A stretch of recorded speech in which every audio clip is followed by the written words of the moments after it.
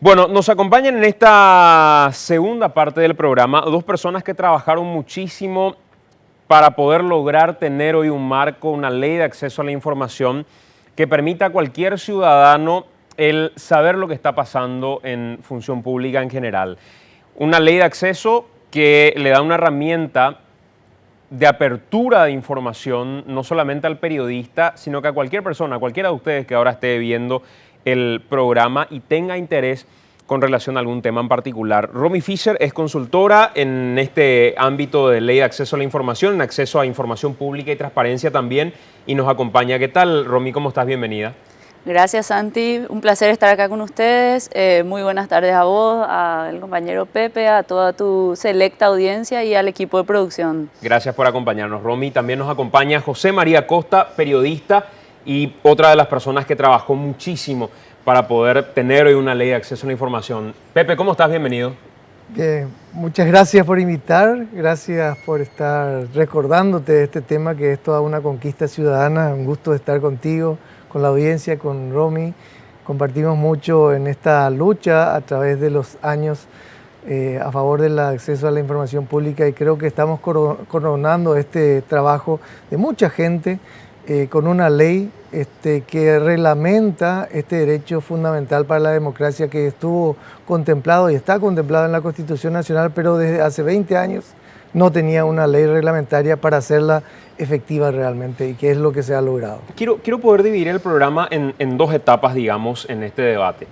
La primera parte, que es la ley para la función pública en sí, para el gobernante. ¿Qué implica el tener una ley? Y en contrapartida, ¿qué implica tener una ley para la persona que necesita acceder a una información? Que me parecen dos perspectivas de análisis interesantes. Pero antes quiero ir hasta nuestro compañero Enrique Dávalos para ir metiéndonos al tema también.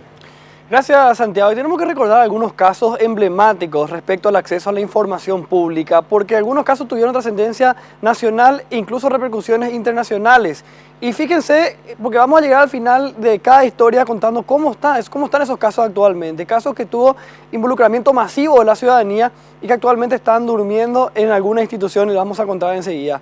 Vamos a recordar el primer caso. Es el caso de la diputada, de la hija de la diputada Perla de Vázquez. Hablamos de la doctora Perla Paredes. Este es el primer caso que tuvo una trascendencia importantísima a nivel local y también internacional, porque tuvo repercusiones en medios internacionales. Gracias al acceso a la información pública y a poco de que se haya liberado la información pública, se descubrió que la hija de la diputada Perla de Vázquez cobraba irregularmente 5 salarios como médica. Ella estaba nombrada como funcionaria en la Corte Suprema de Justicia, comisionada a la Cámara de Diputados, contratada en Itaipú, comisionada a la Cámara de Diputados, nombrada en IPS, contratada por el Ministerio de Salud y también comisionada a la Cámara de Diputados, y nombrada como funcionaria permanente de la Cámara de Diputados en carácter de asesora. Ella fue procesada por cobro indebido de honorarios, producción indebida de certificados sobre méritos y servicios, uso de méritos y servicios de contenido falso, y en carácter de instigadora, expedición de certificados sobre méritos y servicios de contenido falso. Ella fue finalmente condenada a 2 años de prisión con suspensión de la condena a cambio de la prestación de servicios comunitarios y la donación de 12 millones a fundaciones como San Rafael, Pequeño Cotolengo, Hogar de Niños Casa Cuna, y además la Fundación Azoleu. Además, la devolución de los casi 380 millones de guaraníes cobrados irregularmente. Ella pagó ya el 50%, tenía 72 horas para hacer esa primera entrega. Ella hizo ese pago, como ven en pantalla, ese monto que está allí. Ella hizo ese pago a las 72 horas de hacerse la condena, y después el resto tenía que abonar en 48 cuotas. ¿Cómo está la cosa ahora mismo? En julio del año pasado ella termina de pagar esta suma en cuotas hasta alcanzar los 188 millones de guaraníes que le quedaban pendientes. Así que estamos a poco menos de un año de que Perla Paredes quede en la historia como uno de los casos que llegó hasta el final de alguna manera en materia de acceso a la información pública. Algo que empezaba en octubre del 2013 y estaría terminando en el 2016 con el pago total de su condena. Tenemos que recordar otro caso. Y fíjense que ahora vamos a entrar en 2 casos de parlamentarios y los casos que están cajoneados en la Corte Suprema de Justicia. Tenemos que hablar primeramente de ese hombre que está allí. José María Ibáñez. En noviembre del 2013 salta el caso del exdiputado Ibáñez gracias al acceso a la información pública también y a la investigación periodística. Se descubre que 3 caseros de la quinta del parlamentario figuraban como funcionarios del Congreso y no acudían a trabajar, y en uno de los casos ni siquiera el hombre sabía que figuraba como funcionario público. Supuestamente la propia esposa del legislador cobraba los salarios de los 3 caseros y solamente les daba un porcentaje de ese dinero. Estaban siendo los 2 investigados en este momento. Luego de varias versiones contradictorias, escraches, manifestaciones, recordarán ustedes que Ibáñez pidió perdón públicamente por lo sucedido y pidió a sus colegas que le retiren los fueros para ser procesado. Y esto finalmente se dio recién en marzo del año pasado. En octubre del año pasado, buscando ser beneficiado con una suspensión condicional de procedimiento, Ibáñez admite los hechos y ofrece resarcir los daños, devolviendo el monto cobrado en forma irregular, que en realidad era algo así como 30 millones de guaraníes por los pocos meses que duró esto, pero él se ofrece a pagar 200 millones de guaraníes donados al Hospital de Clínicas y también al Hospital Nacional de Itagua. Esto fue rechazado por la Fiscalía, que pidió el juicio oral para el parlamentario, y esa audiencia fue suspendida varias veces. En febrero de este año, Ibáñez presentó un recurso extraordinario de cesación para apartar al juez Miguel Tadeo Fernández, a quien lo habían recusado. Y hace 7 meses, fíjense, hace 7 meses, desde febrero, que esto está en la Corte Suprema de Justicia y no hay ninguna novedad sobre qué va a pasar a partir de ahora en el caso Ibáñez. A través de chicana consiguió suspender varias veces la audiencia para el juicio oral, finalmente llegó a la Corte y en la Corte está durmiendo esto. Otro caso que también está durmiendo la Corte es el de Víctor Bogado. Este sí que fue uno de los casos más recordados por el tema de los 23, ¿se recuerdan ustedes? Gabriela Quintana supuestamente era encargada de cuidar a los hijos del exdiputado Víctor Bogado, hoy senador, y la mujer fue nombrada en la Cámara de Diputados cuando ya trabajaba en Itaipú, percibiendo así irregularmente una doble remuneración. La justicia pidió el desafuero de Víctor Bogado, pero ¿se acuerdan ustedes que 23 colegas suyos lo protegieron de la justicia y él no fue desaforado? Esto generó las manifestaciones, como ven en pantalla, una reacción ciudadana, inclusive varias empresas privadas se negaban a aceptar a estos 23 parlamentarios en sus locales, ¿se acuerdan ustedes? Hasta que finalmente, gracias a esta presión ciudadana, los parlamentarios le retiran sus fueros a Víctor Bogado a pedido suyo. Víctor Bogado fue imputado por estafa en calidad de autor y cómplice del cobro indebido de honorarios de Gabriela Quintana, la supuesta niñera que está acusada también por cobro indebido de honorarios. En diciembre del año pasado se aprobó el juicio oral para Víctor Bogado, Gabriela Quintana y además Miguel Pérez, ex jefe del gabinete de Bogado.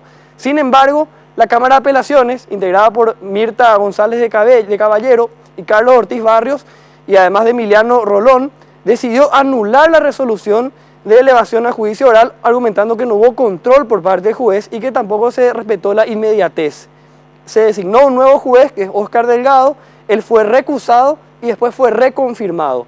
Gabriela Quintana recurrió a la Corte Suprema de Justicia y allí está hasta ahora el caso de Víctor Bogado, que tampoco tiene un avance. ¿Se acuerdan ustedes? Ya pasó mucho tiempo y estos 2 últimos casos están durmiendo en la Corte Suprema de Justicia sin novedades. Otro caso emblemático, podemos mencionar así rápido, el tema del diputado Portillo y su viaje a Las Vegas, que fue también algo que se descubrió gracias al acceso a la información pública, y hace poco el caso de la Contraloría, que se descubrió unas contrataciones irregulares, pagos de horas extra en realidad en forma irregular, y finalmente esto llegó a juicio político. Solamente para recordar algunos antecedentes y casos emblemáticos del acceso a la información pública, Santiago.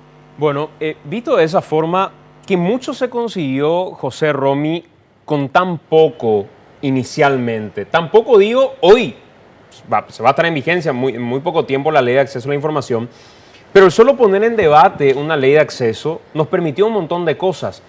¿Qué implica una ley de acceso a la información, José, para la persona que esté en función de gobierno, para el administrador de la cosa pública? ¿Qué implica tener hoy una ley que le obliga a brindar datos? Bueno, básicamente es eso, el compromiso, la obligación, el deber que está subyacente en todo nuestro Estado democrático y republicano, que es el deber de transparencia. Es decir, nosotros tenemos una república, tenemos una democracia, no tenemos una monarquía. Y en la república la transparencia en la acción, en el manejo de la cosa pública es fundamental.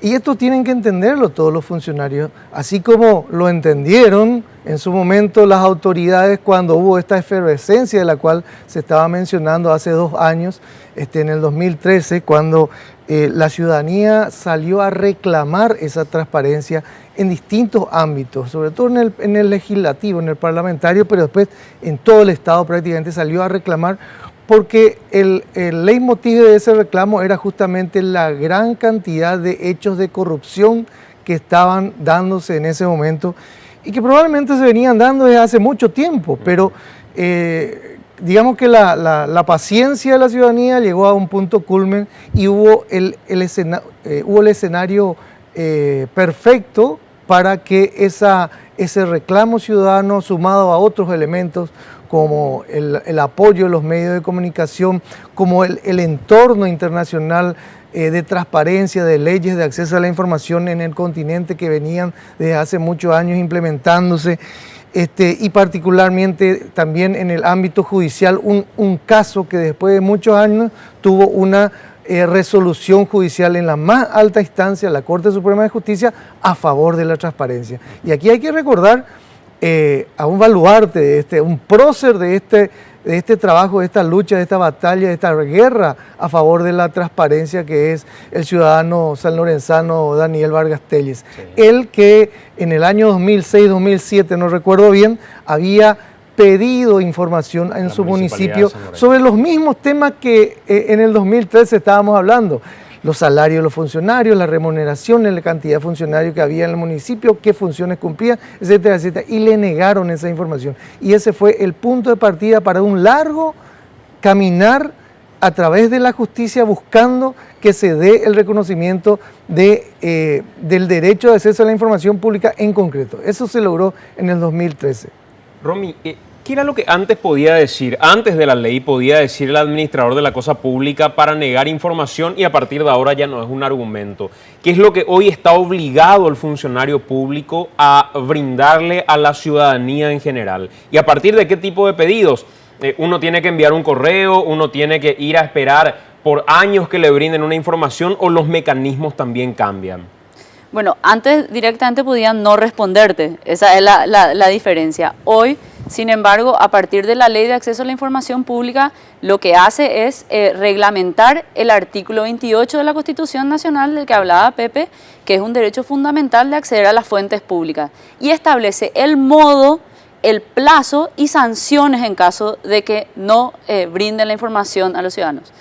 El plazo de 15 días, el modo puede ser inclusive por correo electrónico, puede uno presentar por escrito, puede uno presentar un pedido de forma verbal y hay un plazo en el que se tiene que responder y hay sanciones en el caso de que no se responda. Esa es la diferencia. Y en el caso de que sea una información reservada, tiene que ser fundamentada por la máxima autoridad de la institución de que se trate, diciendo que es una excepción a la regla que es el acceso a toda información pública. La regla es todo lo que obra en poder de una fuente pública es público, salvo que haya una ley que diga que es información reservada, y no hablamos de resolución ni ningún tipo digamos, de ley de menor rango que no sea salida del Parlamento, sino hablamos ley del Parlamento donde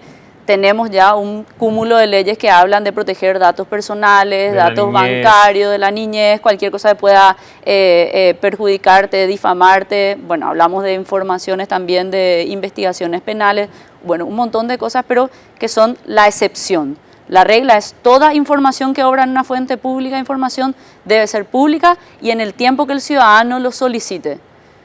Vamos a algo mucho más, me gustó que quería separar porque hoy lo que tenemos también con la ley es que existe una información mínima que la fuente pública debe disponer de forma proactiva, que es la transparencia activa. Sí. Información mínima que la ley establece claramente que debe estar colgada en las páginas web de las fuentes públicas antes que el ciudadano solicite. Funcionarios, salarios. Hablamos de estructura orgánica, funcionarios, salarios, funciones, planes, todo, informes de auditoría, presupuesto, ejecución presupuestaria al día.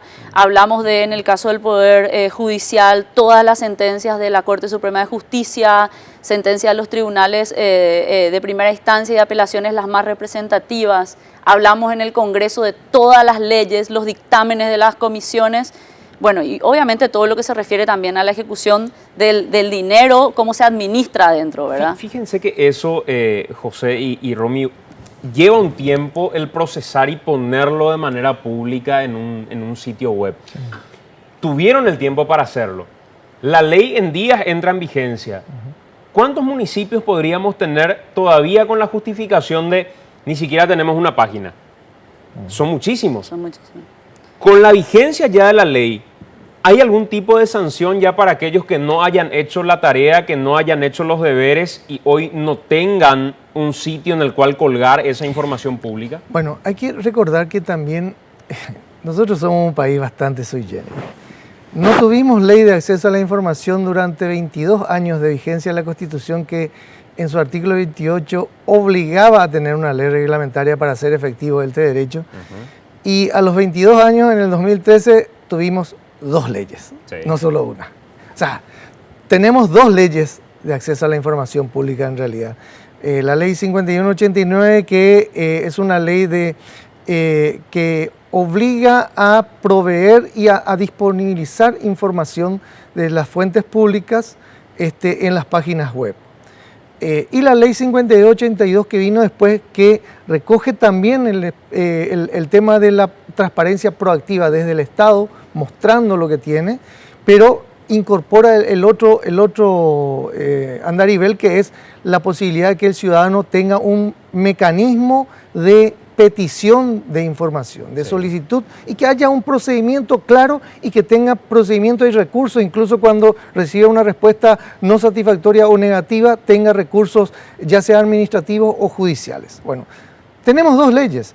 La ley 5189 entró en vigencia a los 60 días y obligó a todas las instituciones del Estado, incluso las municipalidades y las gobernaciones, a publicar en su sitio web ese tipo de información, entre otras. Por ejemplo, la lista de funcionarios y sus salarios, y de las autoridades y sus salarios, todas las remuneraciones. ¿Qué es lo que ocurrió con esa ley 5189? Es que muchas municipalidades, como vos decís, no tenían página web. Entonces, la Secretaría de la Función Pública se ocupó de disponibilizar un espacio en su sitio web para que las municipalidades puedan cumplir esa obligación. Ahora va a entrar en vigencia la ley 5282, la segunda ley. Se suman esas obligaciones, pero además la 5282 es mucho más completa en el abanico de obligaciones, de los requerimientos y las obligaciones.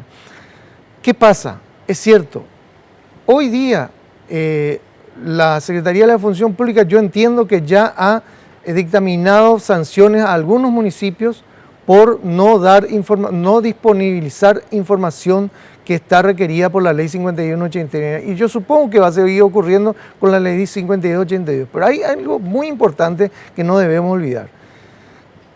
Aún con la ley más perfecta, si el ciudadano no se erige en contralor de lo que ocurre con el manejo de la cosa pública, vamos perdiendo. Es decir, no es cosa de que deba haber una ley no más. Es importante que la haya y la tenemos. A falta de una tenemos 2. Pero lo más importante ahora es que la ciudadanía, con ese fervor que tenían en el 2013, lo siga manteniendo para controlar lo que se hace con el dinero público en el Estado, en todos los niveles de gobierno. El gobierno nacional, el gobierno departamental, el gobierno municipal. Vamos a hacer la pausa. A la vuelta de la pausa seguimos hablando de información pública, de acceso a la información. En 2 minutos estamos de vuelta. El hashtag es AM. Ahí pueden opinar, comentar con nosotros el programa de esta noche. Venimos en breve.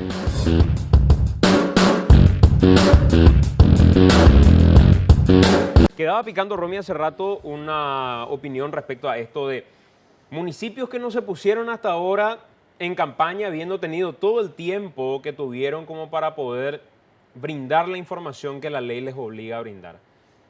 Bueno, a mí me parece interesante complementar un poco lo que inició Pepe, Sí. con esto de que hay dos leyes de acceso a la información pública. En realidad, la ley 5282/14 es la ley de acceso a la información pública, ¿verdad?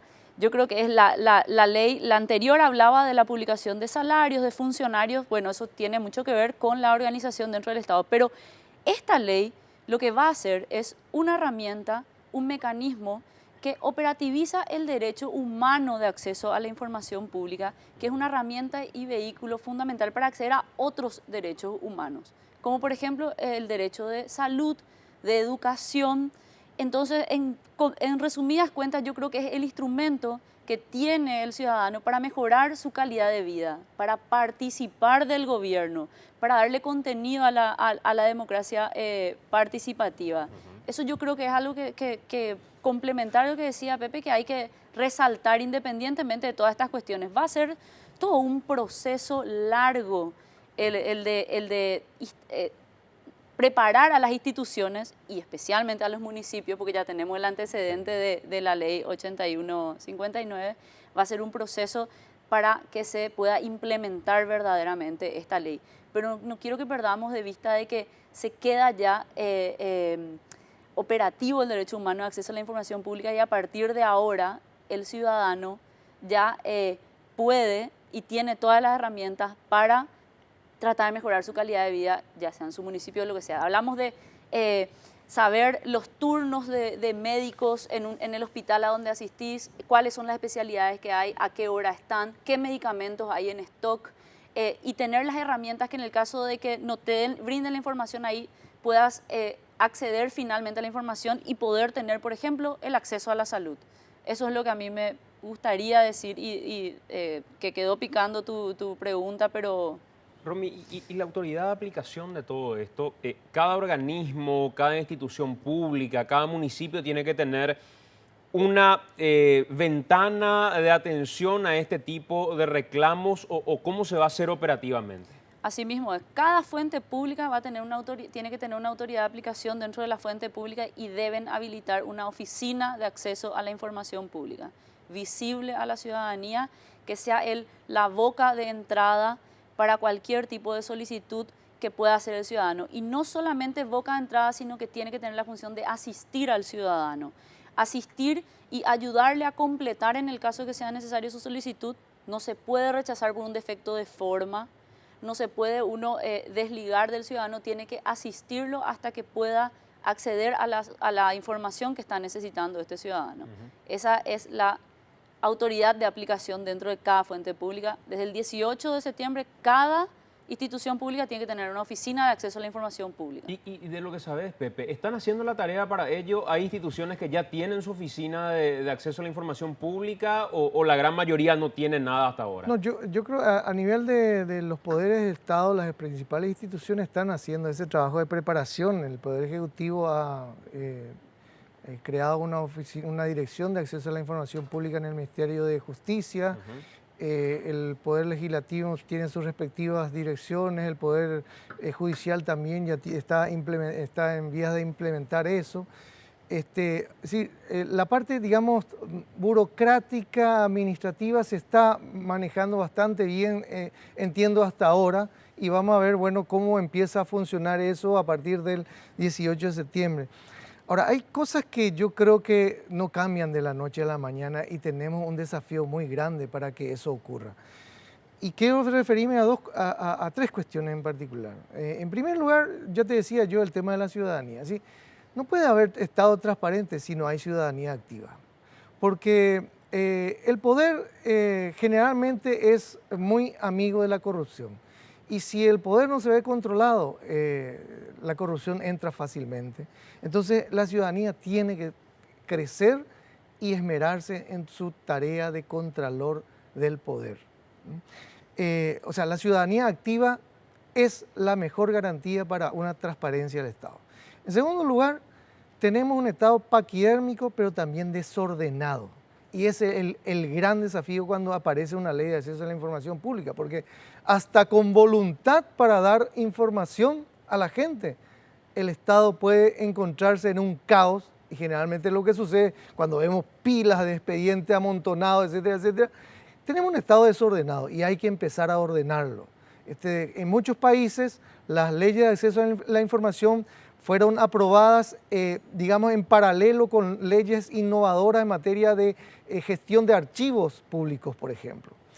Y lo tercero, que me parece muy importante también, es que hay toda una cultura del secretismo que tenemos que cambiar, que no se cambia con una ley nomás, ni se cambia de la noche a la mañana, del 17 al 18 entra a funcionar la ley y ya cambiará eso. Esa cultura del oscurantismo, del secretismo, está impregnada en nuestra sociedad por décadas de secretismo en la dictadura, por décadas en que los funcionarios y las autoridades se creían los dueños y señores de la información, y eso es lo que en los papeles y en el derecho cambia ahora, pero hay que hacerlo cambiar en la situación real. Es decir, que la información pertenezca al ciudadano y que las autoridades se deshagan de esa cultura del secretismo, del oscurantismo y ingresen a la nueva cultura de la transparencia, del acceso a la información pública, del manejo del gobierno y del Estado de frente a la gente. ¿Cuáles son las sanciones para aquellas instituciones que no tengan conformada primeramente una oficina de acceso a la información? ¿Hay algún tipo de sanción en particular? ¿Es un urgimiento el que hay que hacer? ¿Cuál va a ser el procedimiento que se va a emplear según lo que dice la propia ley? Bueno, hay sanción para la máxima autoridad y hay sanción también para el funcionario que puede llegar hasta la destitución en el caso de que no se procese una solicitud de acceso a la información y se abre un sumario para ver dónde se trabó esa solicitud de acceso a la información que puede terminar en una destitución del funcionario. Y hoy, digamos, en líneas generales, ¿cuál fue, hablabas del Ministerio de Justicia, Pepe, cuál fue la institución que, digamos, más trabajó en esto de transparentar? Porque hubo un caso muy emblemático que se dio también con Juan Pablo Fernández, Sí. el hijo de Benjamín Sí. Fernández, que se había anunciado la apertura de una oficina de acceso a la información, pero finalmente creo que no le dotaron de recursos y él finalmente salió. ¿Qué fue lo que pasó en ese caso? Bueno, yo no conozco mucho el caso. Yo sé que Juan Pablo, digamos, iba a ser designado, incluso creo que ya había entrado a trabajar en esa oficina, digamos, pero no sé, creo que hubo un impasse en materia de presupuestaria en ese momento. Ahora, la realidad hoy día, yo entiendo, Romy, corregime si estoy equivocado, la realidad es que se creó una dirección de acceso a la información pública en el Ministerio de Justicia. Bueno, lamentablemente no contamos con Juan Pablo, que es un capo en esta materia también, y fue uno de los compañeros que estuvo con nosotros durante años trabajando por este tema. Pero bueno, él sigue en la actividad profesional particular, en la docencia también. Estamos justamente en una cátedra en conjunto en el tema de Derecho de la Información. Ahora, vos preguntabas el tema de las sanciones también. Sí. Es decir, las leyes ya tienen hoy día mecanismos para sancionar el incumplimiento de esto. Pero recordemos que nuestras leyes, aunque tengan sanciones, si no hay un control desde atrás, un seguimiento, queda todo en el oparejo. Sí, eso es lo que yo creo que tenemos que meternos en la cabeza. La ley no obra milagros. ¿Sí? Solamente cuando nos involucramos los ciudadanos vamos a poder conseguir que... Por eso es importante esto que vos estás haciendo, la divulgación. Por eso es importante lo que están haciendo las organizaciones ciudadanas que trabajan en la educación y la capacitación de la gente y de los funcionarios públicos también. Porque hay que cambiar esa cultura del secreto, del secretismo de la cual estábamos hablando. Ustedes hablaban permanentemente, y creo que los dos mencionaron esto, activar a la ciudadanía, que la ciudadanía no esté dormida. ¿De qué va a depender eso? ¿Del nivel de información que se le presta a la ciudadanía respecto a esa herramienta que es la de acceso a la información? ¿Va a depender de que surja de aquí a un tiempo algún caso similar al de Bogado, al de Portillo, como para que todos reaccionen y se movilicen? ¿O de qué depende? Tiene que haber mucha difusión de eso y en eso ustedes, los compañeros de la prensa, son fundamentales. Yo, continuando con lo que dijo Pepe, existe la Dirección de Acceso a la Información Pública en el Ministerio de Justicia hoy y están trabajando muy activamente en una coordinación, en una instancia técnica que justamente lo que hace es también coordinar con otras instituciones como la CENAC, que es la Secretaría Nacional de Lucha contra la Corrupción, la STP, que tiene lo del gobierno abierto también, están coordinando como dentro del Ejecutivo para hacerlo de una manera ordenada el proceso de implementación de la ley. Y una de las cuestiones que aparece entre las prioridades a corto plazo es el de la difusión. Una amplia difusión por parte del Estado de la existencia de la ley, no solo en la ciudadanía, sino dentro del Estado primeramente, ¿verdad? Porque como dice Pepe, de la noche a la mañana no va a cambiar, pero es un proceso y creo que ya se inició el proceso, ya no tiene vuelta atrás, creo, pero también una difusión a la ciudadanía. La ciudadanía tiene que conocer esto, se tiene que hacer campañas de sensibilización para llegar a los lugares inclusive más recónditos del país donde más se necesita. Además hay una cuestión, y creo que vos señalabas al principio de esto, creo recordar que dijiste, el acceso a la información pública es un derecho humano de todos, sí, de todas las personas. Muchas veces lo que se confundió es que este era un derecho solamente de los periodistas, y no es así. Totalmente. A los periodistas, los mecanismos de acceso a la información pública nos ayudan, pero también nos exigen más, porque cuanto mayor es el ámbito de acceso a la información pública para toda la ciudadanía, el periodista tiene que trabajar más para ingresar e investigar aquello que se quiere ocultar. Inclusive, Pepe, recuerdo que en todo el proceso había como que un celo por parte de cierto grupo periodístico, porque ya iba a ser el trabajo mucho más difícil para todos. No se trata más de publicar una información, sino que darle contexto, darle elementos, profundizar en eso que ya es un dato abierto para todos.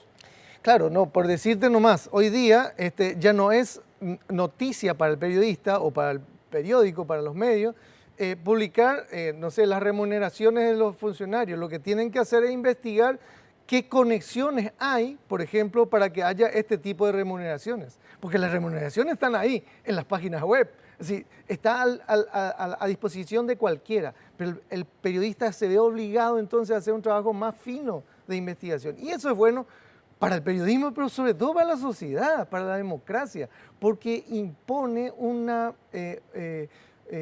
mecanismo de crecimiento en ese acceso a la información, en ese trabajo hacia la transparencia y en lograr que un Estado sea cada vez más transparente y eficiente. En realidad, cuando se habla del acceso a la información pública y de la transparencia, lo que estamos buscando es que haya un manejo más eficiente del Estado.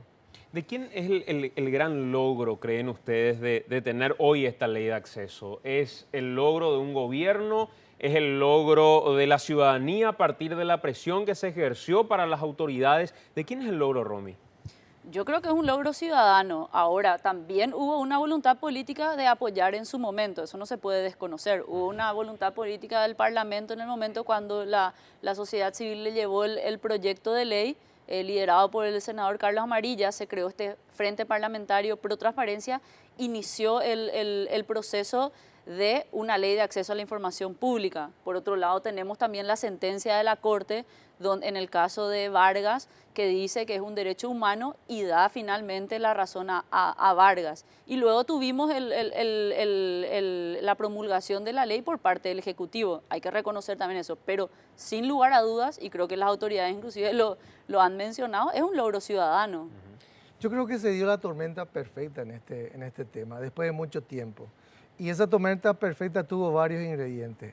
El principal fue el momento ciudadano, el reclamo ciudadano. Alrededor de ese reclamo ciudadano giraron los otros satélites. En primer lugar, creo, los medios de comunicación que se portaron esta vez y todos juntos, al unísono, con la voz de los ciudadanos, estuvieron en el reclamo. Y hubo instituciones que estuvieron más adelante que otras. Por ejemplo, el tema de la sentencia de la Corte fue la guinda que permitió abrir en su momento todas las instituciones públicas, porque en esa sentencia se declaró el derecho humano de acceso a la información pública en la parte jurisdiccional. Ese fue el juzgamiento, pero en lo político la Corte al día siguiente estaba abriendo sus puertas, abriendo su página web con todos esos datos, es decir, aplicándose la propia sentencia que estaba dando para un ciudadano. Y eso se convirtió en un reguero de pólvora, que hizo de todas las instituciones, incluso recuerdo en la Cámara de Diputados, que estaban muy cerrados para dar la información, se vieron obligados a darla. Claro, esa fue la tormenta perfecta. Un momento en el segundo semestre del 2013 histórico para el Paraguay. Pero no hay que olvidar que la efervescencia a veces después pasa y nos olvidamos de los deberes. Es decir, a veces los seres humanos necesitamos golpes, estruendos para salir del letargo y a veces nos adormecemos.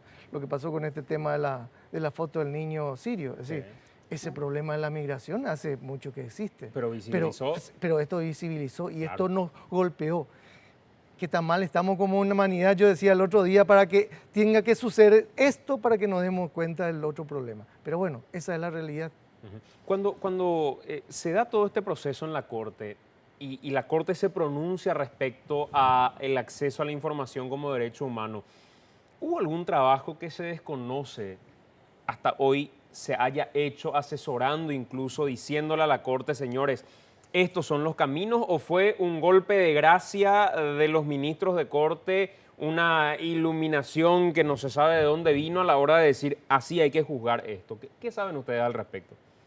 No, bueno, esto era algo, como explicó Pepe, algo regional también, es algo que se estaba presentando en la región, era algo que venía, creo que ya estaba trabajando la sociedad civil mucho tiempo antes, estaba la ley modelo de la OEA, iban saliendo las leyes de acceso a la información, bueno, salió una sentencia un poco antes de la Corte Interamericana de Derechos Humanos fijando estas líneas, creo que también la Corte reconoció eso en ese momento. No es un golpe de gracia, fue como que se alineó a una... Vivir al tiempo que se estaba viviendo. Vivir al tiempo que se estaba viviendo. Yo insisto en ese tema de la alineación de los astros. Claro. Yo estoy trabajando ahora en una tesis justamente sobre la sentencia y me ha permitido hacer varias entrevistas con ministros de la Corte, con juristas, con abogados, etcétera, etcétera, periodistas también.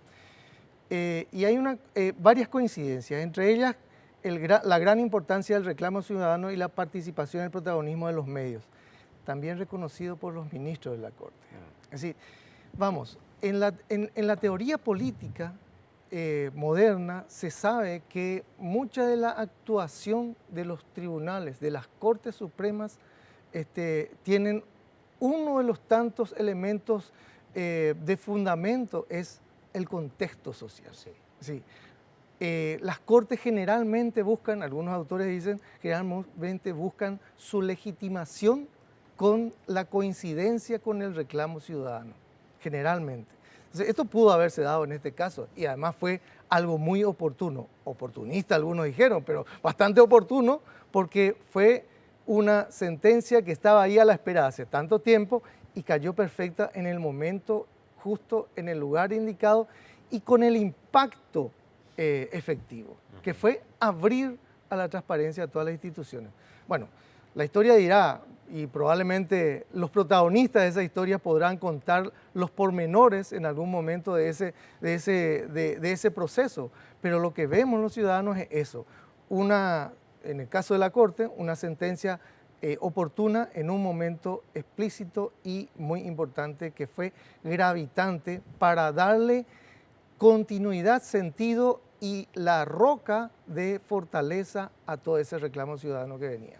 ¿Ustedes creen que con la vigencia de la Ley de Acceso a la Información se va a empezar a dar una tormenta de solicitudes, que las instituciones se van a ver abarrotadas de pedidos, de informes, de datos? ¿O cuál es el escenario que se imaginan de aquí al 18? Ese es el temor que siempre ha habido. Yo trabajé en Villarrica cuando se implementó la ordenanza de acceso a la información municipal y después se implementó el mecanismo vía web para pedir información.